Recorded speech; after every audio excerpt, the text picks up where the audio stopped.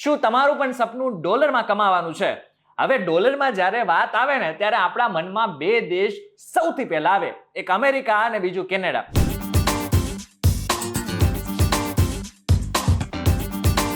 અમેરિકાને આપણે થોડેક માટે સાઈડમાં મૂકી દઈએ, પરંતુ જ્યારે કેનેડાની વાત આવે ત્યારે આપણે ગુજરાતીઓ અને ખાસ કરીને જેટલા પણ પંજાબી મિત્રો છે ને એમની ઈચ્છા હોય છે કે તેઓ કેનેડામાં જઈને ડોલર કમાય.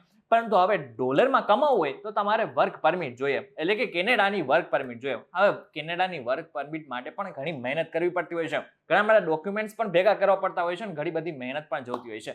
ત્યારે આજે આપણી સાથે એક એક્સપર્ટ છે કે જે તમને કેનેડાની વર્ક પરમિટ કેવી રીતે મળી શકે ને એની વાત કરશે. Hello, ladies and gentlemen. This is your captain speaking. We'll be landing in the airport in just a few minutes. What's up guys, welcome to A2 Videos and my name is Karan Chawda. અત્યારે અમારી સાથે જગ્યાએ છે ને એમનું નામ છે હિમાની શાહ, જેઓ પોતે 18 વર્ષથી વિઝાને લગતા કામકાજો કરે છે. આપણે એમને જ પૂછીશું કે કેનેડાની વર્ક પરમિટ લેવી હોય તો શું શું જોઈએ છે, આની સાથે સાથે પ્રોસેસ શું છે એની પણ વાત કરીશું. તો હિમાની શાહ, સૌથી પહેલા તો VTVgujarati.com પર તમારું સ્વાગત છે. સૌથી પહેલો જ પ્રશ્ન પૂછીશ કે કેનેડાના વર્ક વિઝા અથવા તો કેનેડાની વર્ક પરમિટ છે શું? કેનેડાની વર્ક પરમિટ કે વર્ક વિઝા, આમ જુઓ તો બંનેનો મતલબ એક જ છે કે કેનેડામાં તમારે વર્ક કરવા જવું છે, એની જે પરમિશન લેવાની હોય છે તેને કહેવાય છે કેનેડા વર્ક પરમિટ ઓર કેનેડા વર્ક વિઝા. તમે એમ તો સમજાવી દીધું કે કેનેડાની વર્ક પરમિટ છે શું અથવા તો વર્ક વિઝા શું છે, પરંતુ આ વર્ક વિઝા કોને મળી શકે? કેનેડાના વર્ક વિઝા માટે કોઈ પણ કેન્ડિડેટ છે કે જેની પાસે થોડો ઘણો વર્ક એક્સપિરિયન્સ છે, બેઝિક જેને ઇંગ્લિશ આવડે છે, જેને 10+2 years ડિપ્લોમા ઓર અ બેચલર ડિગ્રીનું એજ્યુકેશન લીધું છે, કે જે કેનેડામાં જે જોબ્સ કરવા એને જવાની ઈચ્છા છે, જોબમાં એને જે ઇન્સ્ટ્રક્શન્સ મળે એ ઇંગ્લિશમાં સમજી શકે ને ઇંગ્લિશમાં એનો આન્સર આપી શકે, અને એ જે વર્ક કરવું છે એની રિલેટેડ એની પાસે એક્સપિરિયન્સ હોય તેવો કોઈ પણ કેન્ડિડેટ આ વર્ક પરમિટની એપ્લિકેશન માટે એલિજિબલ થઈ શકે છે. તો આ બધા જ લોકોને, જેટલા પણ વાત કરી તમે, એ બધા જ લોકોને મળી શકે, પરંતુ એના માટે પ્રોસેસ શું? મળી શકે એટલે કે એ લોકો એલિજિબલ થાય, પછી આખું એનું જે ડોક્યુમેન્ટેશન પ્રોસેસ થાય એ કરી અને એની વિઝા એપ્લિકેશન થાય, એ પછી એની એલિજિબિલિટી નક્કી થાય છે. હવે વર્ક પરમિટમાં બેઝિકલી કેનેડામાં 3 kind of different work permit છે. એક છે ઓપન વર્ક પરમિટ, બીજું છે ક્લોઝ વર્ક પરમિટ અને થર્ડ છે ઇન્ટ્રા કંપની ટ્રાન્સફર. હવે આપણે દરેક વસ્તુની ડિટેલમાં હું તમને ઇન્ફોર્મેશન આપીશ કે ઓપન વર્ક પરમિટ એટલે કે ત્યાં તમે જઈ અને જાતે તમારે જોબ ફાઇન્ડ કરવાની છે, એ બેઝ ઉપર કેનેડામાં તમને વર્ક કરવાની પરમિટ મળે છે.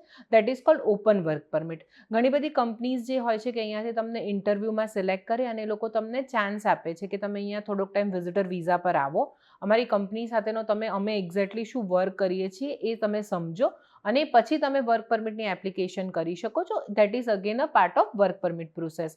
કોઈ પર્સન એવું છે કે જેના હસબન્ડ કે વાઈફ ત્યાં સ્ટુડન્ટ વિઝા પર છે ઓર વર્ક પરમિટ પર છે અને અહીંયાથી એમના સ્પાઉસને એપ્લિકેશન કરવી છે, તો that is also consider as a open work permit, કે પર્સનને ડાયરેક્ટ વર્ક પરમિટ મળશે અને એ વર્ક પરમિટના વિઝા લઈને કેનેડા લેન્ડ કરે છે અને પછી એમને જાતે ત્યાં જોબ શોધવાની રહે છે.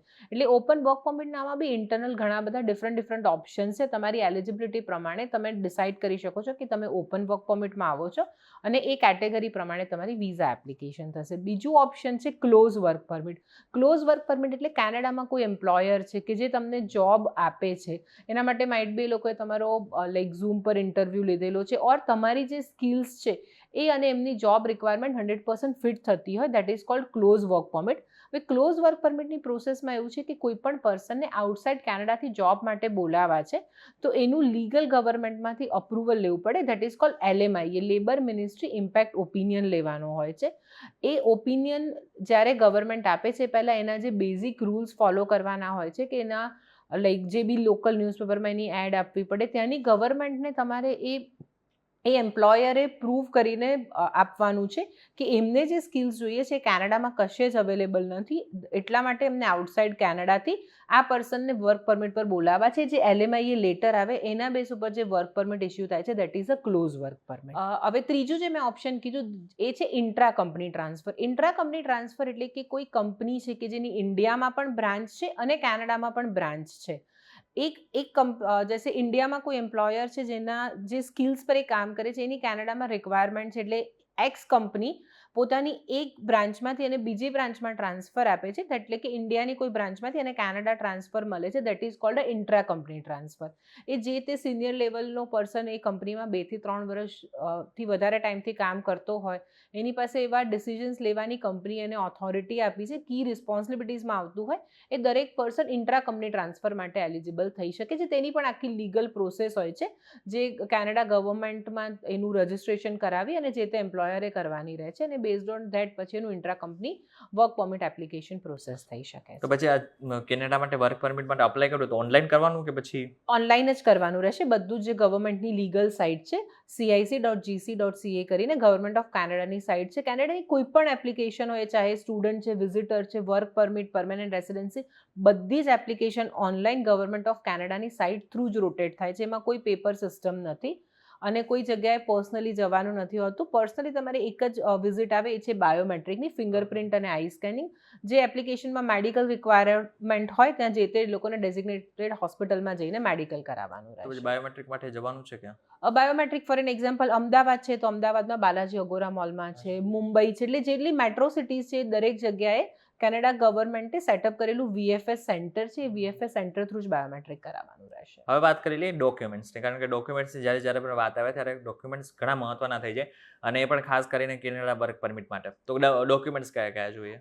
જે મેં તમને કીધું 3 ડિફરન્ટ કેટેગરી છે. તમે કઈ કેટેગરીમાં એપ્લિકેશન કરો છો એ પ્રમાણે ડોક્યુમેન્ટ્સ જોઈએ. For an example open work પરમિટમાં તમે અપ્લાય કરો છો, સ્પાઉસના બેઝિસ ઉપર કરી રહ્યા છો, તો મેજર ઇઝ કે તમારા રિલેશન પ્રૂફ કરવા માટે મેરેજ સર્ટિફિકેટ છે, સ્પાઉસ ત્યાં કયા વિઝા પર છે, સ્ટુડન્ટ પર છે, વર્ક પરમિટ પર છે, એ રીતના લાઈક મેજર સપોર્ટિંગ ડોક્યુમેન્ટ્સ જોઈએ. એ સિવાય જે તમારા બેઝિક ડોક્યુમેન્ટ જે બાય ડિફોલ્ટ દરેક એપ્લિકેશનમાં જોઈએ, કે તમે શું ભણેલા છો, ઇન્ડિયામાં શું વર્ક એક્સપિરિયન્સ છે, તમારી ઇન્કમ કેટલી છે, તમારી પાસે સેવિંગ્સ કેટલું છે, કોઈ જોબ કરેલી છે તો એના વર્ક એક્સપિરિયન્સ ડોક્યુમેન્ટ્સ, તમે ઇન્કમ ટેક્સ ભરતા હો તો એના ITR ડોક્યુમેન્ટ્સ, આ બધા બાય ડિફોલ્ટ એપ્લિકેશન ડોક્યુમેન્ટ છે, કે તમે આમાંથી કોઈ પણ કેટેગરીમાં અપ્લાય કરો છો, આ ડોક્યુમેન્ટ્સ તો તમારે એપ્લિકેશનમાં સબમિટ કરવાના જ રહે. એ સિવાય જે સ્પેસિફિક ડોક્યુમેન્ટ આવે, કે તમે ઓપન વર્ક પરમિટમાં કરો છો, તો ઓપન વર્ક પરમિટ એપ્લિકેશનનું રિક્વાયરમેન્ટ ચેકલિસ્ટ જે છે એ પ્રમાણે આવે. ક્લોઝ વર્ક પરમિટમાં સૌથી મેન્ડેટરી ડોક્યુમેન્ટ તમારો LMIA લેટર હોવો જોઈએ, કે ત્યાંનો લેબર મિનિસ્ટ્રી તમારી પાસે લેટર છે, બેઝડ ઓન ધેટ જ LMIA વર્ક પરમિટ એપ્લિકેશન થશે.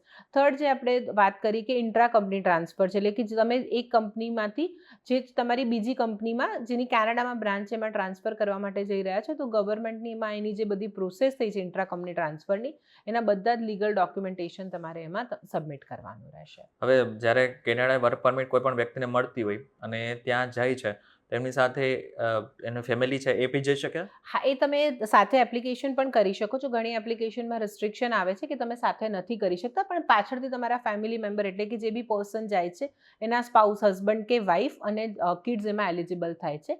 જે પણ પર્સન છે એના સ્પાઉસ ફૂલ ટાઈમ ત્યાં વર્ક કરી શકે છે. કિડ્સને બી ત્યાં લાઈક જે લોકલ એજ્યુકેશન છે એ કમ્પ્લીટલી ત્યાં ફ્રી ઓફ કોસ્ટ અવેલેબલ હોય છે, જે ગવર્મેન્ટ સ્કૂલ્સ છે તેમાં. હવે મતલબ કેનેડાની વર્ક પરમિટ એકવાર મળી જાય પછી PR કેવી રીતના મળે? કેનેડામાં તમે જે વર્ક એક્સપિરિયન્સ લો છો, એના બેઝ ઉપર તમને ગવર્મેન્ટ ઓફ કેનેડાનું જે PR, આપણે જે આગળના વિડીયોમાં આપણે જોયું હતું FSW નું કેલ્ક્યુલેશન, એમાં તમને કેનેડાનો જે વર્ક એક્સપિરિયન્સ છે એના એડિશનલ પોઈન્ટ્સ મળે છે, અને બેઝડ ઓન ધેટ તમારું આખું ઇમિગ્રેશન પ્રોસેસ થાય છે. હવે બધામાં બીજો એક પ્રશ્ન પણ એ થાય કે IELTS આપવી જરૂરી છે આમાં? ના, વર્ક પરમિટની જનરલ એપ્લિકેશનમાં IELTSની રિક્વાયરમેન્ટ નથી આવતી હોતી, પણ વર્ક પરમિટ તમારો એક્સપિરિયન્સ લઈને જ્યારે તમારે એને PRમાં કન્વર્ટ કરવું છે, ત્યારે IELTSની રિક્વાયરમેન્ટ આવે છે, ત્યારે IELTS આપવી જરૂરી. પછી ઇન્ટરવ્યુ બી જરૂરી હોય છે કે? ઇન્ટરવ્યુ ડિપેન્ડ્સ કરે છે. વિઝા ઓફિસર જો તમને એ લોકોને કંઈ ક્લેરિટી જોઈએ છે ને ઇન્ટરવ્યુમાં બોલાવે છે, તો ઇન્ટરવ્યુ તમારે આપવાનો રહેશે, કમ્પલસરી નથી હોતો. જેમ યુએસમાં છે કે કોઈ પણ એપ્લિકેશન ઇન્ટરવ્યુ વગેરેમાં પ્રોસેસ નથી થતી, કેનેડામાં એવું ફરજિયાત નથી. જો વિઝા ઓફિસરને કોઈ ક્લેરિટી જોઈએ છે ને તમને ઇન્ટરવ્યુનું કોઈ લેટર મોકલાવવામાં આવે છે, તો અધરવાઇઝ ઓનલાઈન એપ્લિકેશન પર, એટલે ડ્રોપબોક્સ એપ્લિકેશનમાં જેનું ડિસિઝન આવી જતું હોય છે. અચ્છા, તો હવે ભારતીય જેટલા બી છે, એમાં ખાસ કરીને ગુજરાતીઓ આપણે કેનેડામાં ઘણા બધા હાલે છે, તો હવે કેનેડાની પોલિસી ભારતને લઈને કેવી છે? ભારતને લઈને કેનેડાની પોલિસી જે લાઈક બીજી બધી કન્ટ્રીઝ માટે છે, સિમિલર એ રીતે જ છે.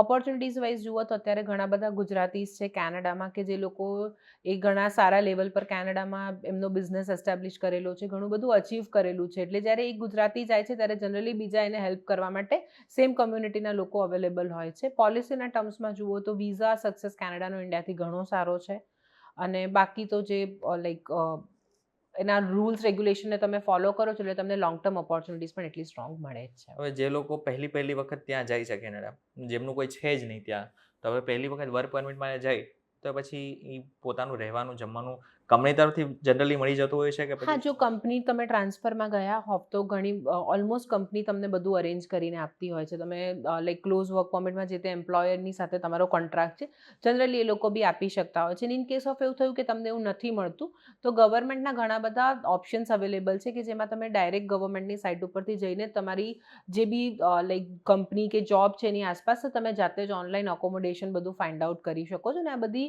બહુ ઓથેન્ટિકેટ સાઇટ હોય છે, એમાંથી તમને જનરલી જે ઇન્ફોર્મેશન મળે છે અપ ટુ ધી રિક્વાયરમેન્ટ હોય છે, એમાં યુઝ્યુઅલી કોઈ તકલીફ નથી પડતી હોતી. ત્યારે તમને ખબર પડી ગઈ હશે કે કેનેડાની વર્ક પરમિટ માટે શું શું જોઈશે, ડોક્યુમેન્ટ કયા જોઈશે અને પ્રોસેસ કેવી રીતના કરવાની છે. તો સૌથી પહેલા હિમાનિશા VTVgujarati.com સાથે જોડા બધા આપનો ખૂબ ખૂબ આભાર. તમને વિડીયો પસંદ આવે તો વિડીયોને મેક્સિમમ લોકો સુધી પહોંચાડી દેજો અને આ સાથે જ વિડીયો પસંદ આવે તો વિડીયોને લાઈક અને શેર જરૂરથી કરજો. તો આવા જ ઇન્ફોર્મેટિવ વિડીયોઝ માટે અમારી આ ચેનલને એકવાર સબસ્ક્રાઇબ કરી નાખજો.